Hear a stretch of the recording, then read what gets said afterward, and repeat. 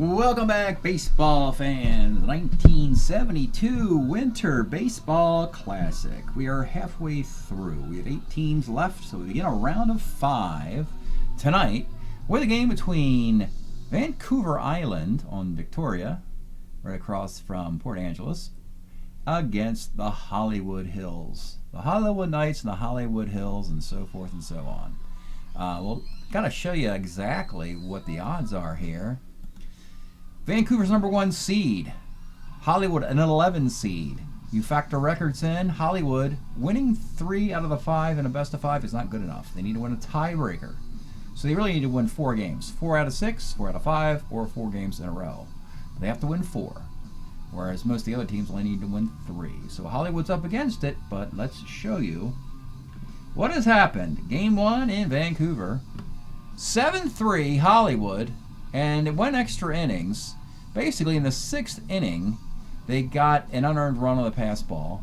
7th inning, they got a solo homer by Ken Henderson. And 8th inning, a solo homer by Bobby Mercer to erase a 3-0 deficit. Then in the 11th inning, single, Mercer triple, Bonds triple, Henderson double. This thing's over, 7-3.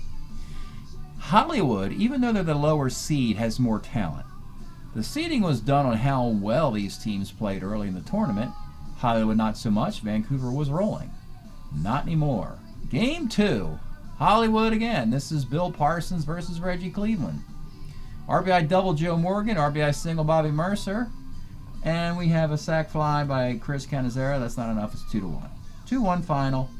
Vancouver can't hit a bull in a you-know-what with a shovel. So now, Hollywood, they're in great shape. They needed to win 4 out of 6, and they get 2 road wins. What happens when they actually go back to Hollywood? Still in Hollywood. Bottom of the 1st, Joe Morgan walk, Bobby Grich walk, Bobby Mercer 3-run homer ball game. That's it. Vancouver cannot get out of their own way. They can't hit anything. And, 3-0 final, 3 straight wins for Hollywood. Very strange box score. I don't see this very often. 3 runs by the home team, none for the away team. The teams combined for 5 hits. So you had the 3-run homer, another single in the inning, and then Morgan had a single in the 2nd, and then nothing for the next 7 innings. The away team had a single in the 5th and 6th innings, and that was it. So one of the really interesting combined fewest hits in a game I've had in a while. Of course, a no-hitter. The other team gets less than 5 hits. That would be the same thing. But 3 and 2 hits. 3 runs, 3 hits, no runs, 2 hits in a game 3. Setting up game 4. My goodness, folks. The Hollywood Hills have it all set up for them here in game 4 at home. The visitors will turn to #4 starter Ernie McAnally. He had a 6-15 record in 170 innings and a 3.81 ERA for your Montreal Expos. And the Hollywood Hills will have to go to their swing starter, Jim Rooker. Wasn't that great in 72 with Kansas City. 5-6, 4.38 ERA in 72 innings. Does this portend to some offense? I don't know, but Bobby Mercer's taken over this series, I can tell you that. All right, let's get started live from Hollywood, California, in the hills there by the sign. Hit one over the Hollywood sign. Yeah, that's what we're trying to do. Sandy Alomar leads off, 43. Bouncer to first. Bob Robertson's a 2E12, makes the play. Larry Boa, 47, is a K. And Rod Carew, 64, is a double. Darren Johnson, 47, is a K. Leading off for the Hills, it is Joe Morgan, 6'10", short X, but it's Boa, 1E10. Good luck with that. 2 good defensive shortstop. You got Roger Metzger, a 2E22 for the home team, and Boa's a 1E10. Bobby Grich, 37, is a K. And Bobby Mercer, red hot. Here he goes again. Double 1 and 9. He's in an extra base hit in every game. That's a single, though. Bobby Bonds, 44, center X. But you got Geronimo out there, a 2E6 in center field. But he plays it into a single dot. Runners in the corners for Ken Henderson, the left fielder. 2-7, single 1 of 15. Gets it. That will get a run in. Didn't get out of the infield, though, so Bonds is at second. And it's Bob Robertson. 66. 66 off of McAnally. Double 1 to 14. That is a single dot. We are seeing it again, and now again. Hollywood seems to have Vancouver's number, the number 1 seed. Yeah. Very dubious distinction. It's hard to be a number 1 seed when you've only won 7 games, but that's the case. Ken Boswell, 1-8. Sky's the center. Definitely, if I just was looking at player names, I'm going to go Hollywood 9 times out of 10. My goodness.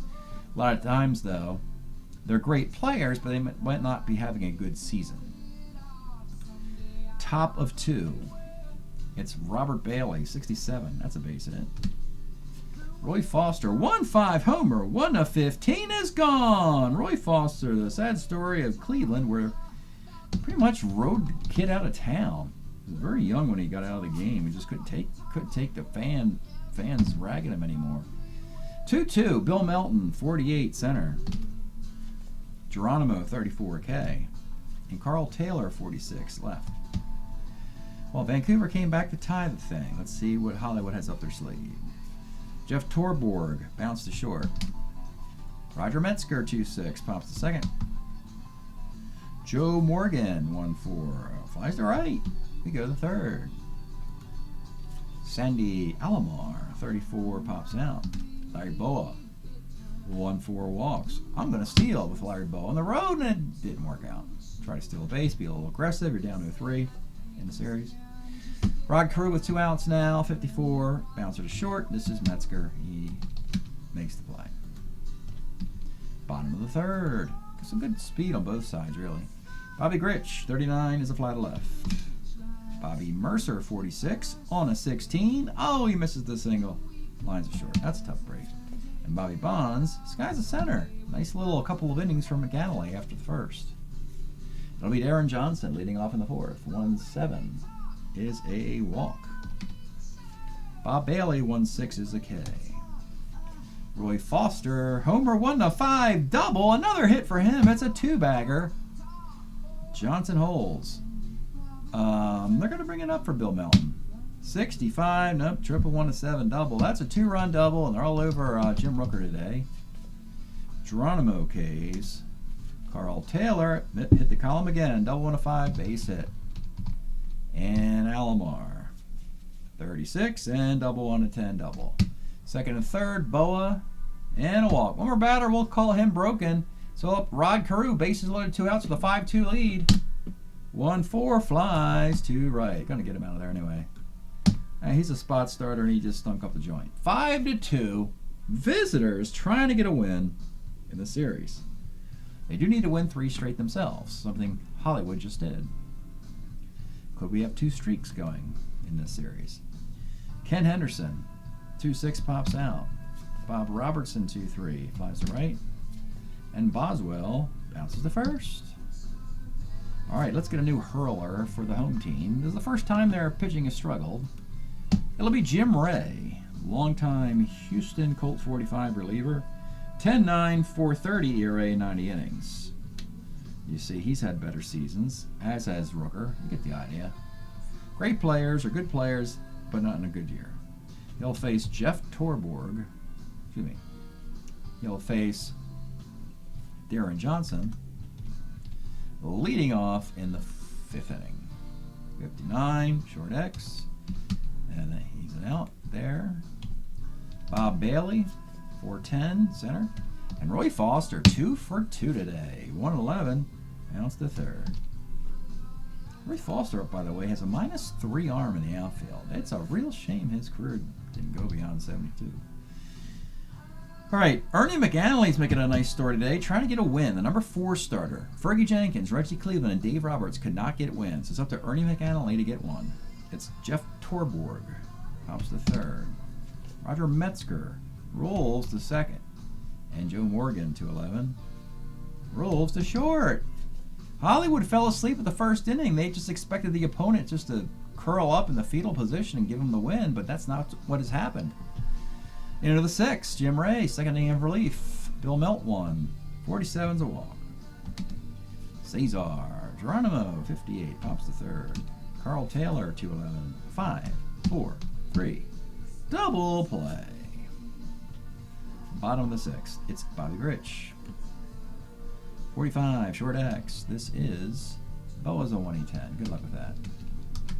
Oh my goodness, folks. There it is. That is the, for YouTube, for all you YouTube fans, that is the Larry Boa era. He's finally, after 4 years of me playing Strat-O-Matic on YouTube, going back to the 2020 crisis year, which has got this whole thing started, Larry Boa has made an error.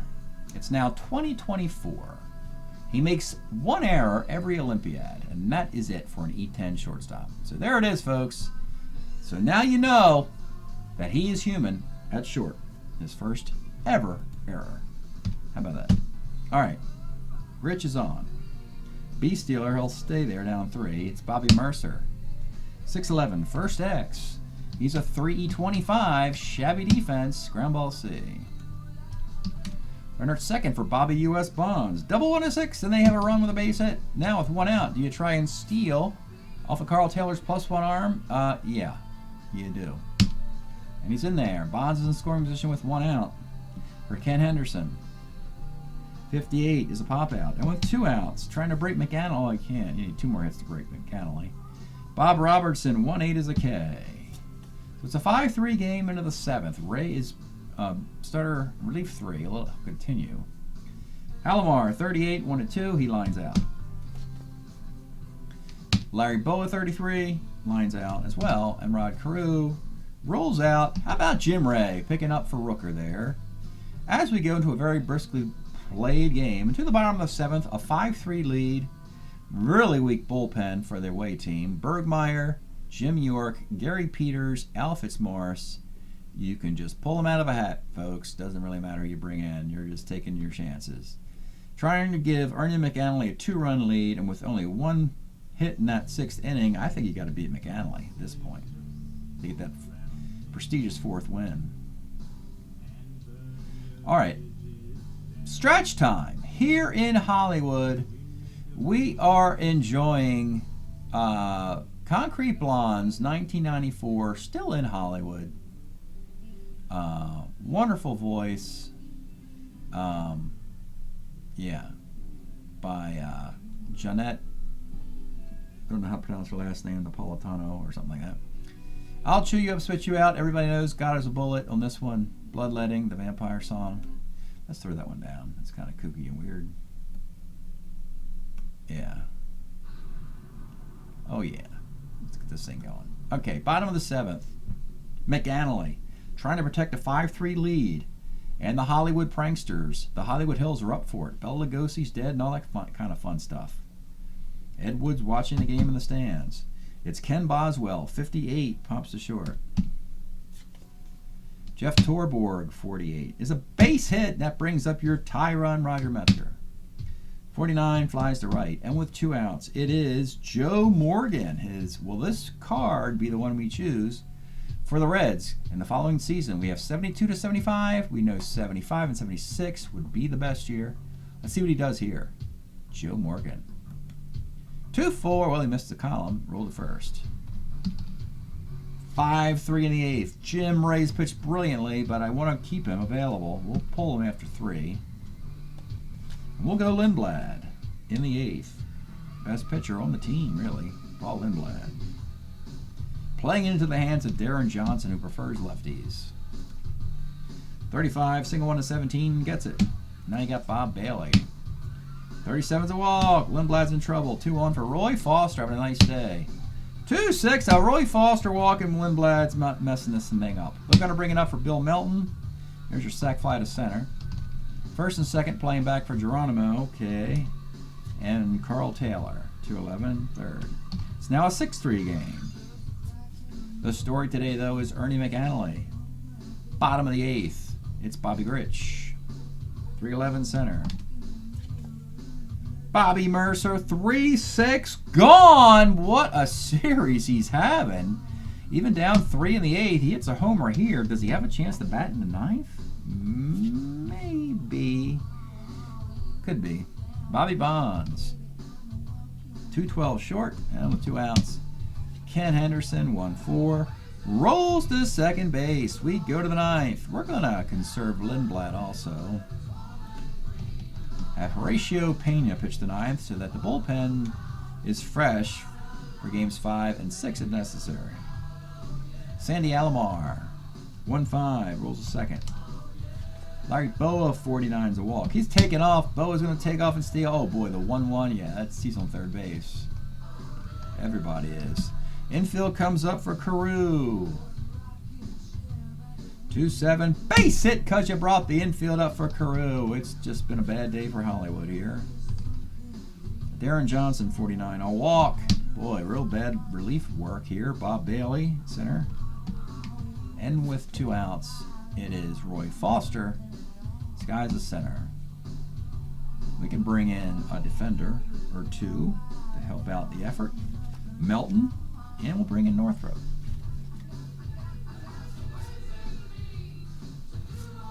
Okay, yeah. And there we go. Bottom of the ninth. We are going to bring in the closer with a 3-run lead. That's Tom Bergmeyer. See if we can convert the save here in the bottom of the ninth. Great performance from McNally. Starter 6 got through 8 very well. But maybe they'll start flipping cars in the bottom of the ninth. It'll be Bob Robertson leading off. 57 flies to left. Boswell will actually swing away. He's not that bad against lefties. And he rolls to second. And with 2 outs, batting for Jeff Torborg will be on-base machine Dick Dietz. 43. Left X. Who's out in left? Oh, that's the guy we just brought in, Jim Northrop. A 2-7 in left field. Ah, but he plays it into a double. That's just really bad luck there. Dick Dietz gets a charity double.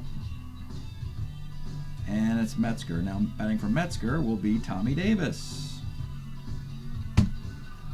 49 is a walk, and it got interesting. Now you got to deal with Joe Morgan. Like I said, big year, big decision the Reds have to make.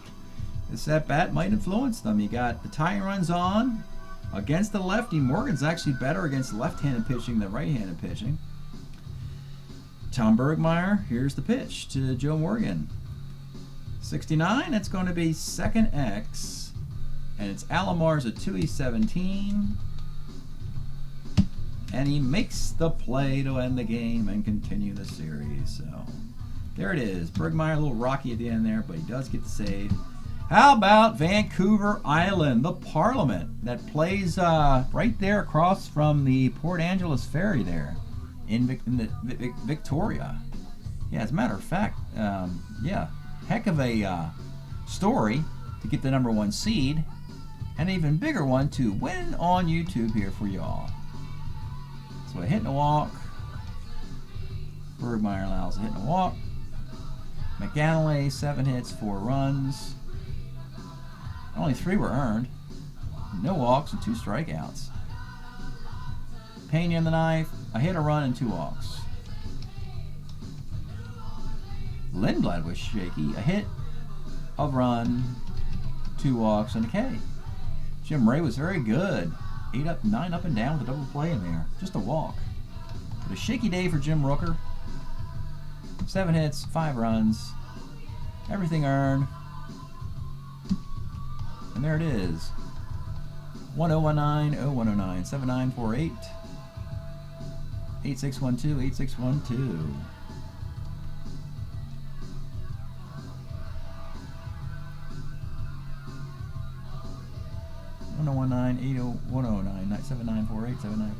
Okay. That was game number 4. Now take a look at some stats. Haven't looked at that much in this. Before we play a game 5. Could Vancouver push the other team up to a 6 game? That'll be an interesting story. Let's start with Hollywood. They came into this thing 7-6. They won the first 3 to go 10-6. Now they're 10-7. Hitting .250, .317 ERA. What is Bobby Mercer up to? He's having a whale of a series. Is this him? He's 18 for 65. Hitting .277. But folks, I'm telling you, that's like one of the best averages in this thing. Yeah. And Vancouver started 7-2. They should be 8-6 now, I think, right? 8-5. hitting .242 with a .352 ERA. Fergie Jenkins, the ace, is 2-2, and he's pitching Game 5. But they can't win the series if they win that game. They have to go to a Game 6. So that's where we're at. We'll give you the results at the end of the video and show you 20 cards of a team that loses. So thanks for checking this out, and we'll see you next time. Well, folks, it was Vancouver who lost Game 5. Back home, losing 4 out of 5 games.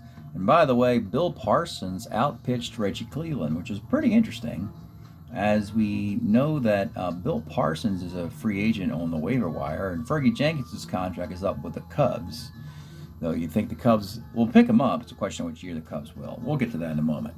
So Vancouver, we got 20 players to look at here. They had 7 carry-on guys here, which doesn't help the cause much because we know they got better cards in the summer league, so we don't need to look at them. They include Bob Bailey, the Monster 73, as does Northrup. He hits 373, so we're ignoring these. Carl Taylor. Geronimo, of course, gets better. Carew hits 350 and 364. Here, he's only hitting 318. This is why they're here, just to fill out rosters, really. We're not learning anything about Alfred Morris and Reggie Cleveland. We already have them in the league. But after you get past this 7, then there's another group of 7 that we need to know something about. Darren Johnson is picked up by the Angels to platoon at first with Jim Spencer. So all we really need is a guy to club lefties, and he certainly does.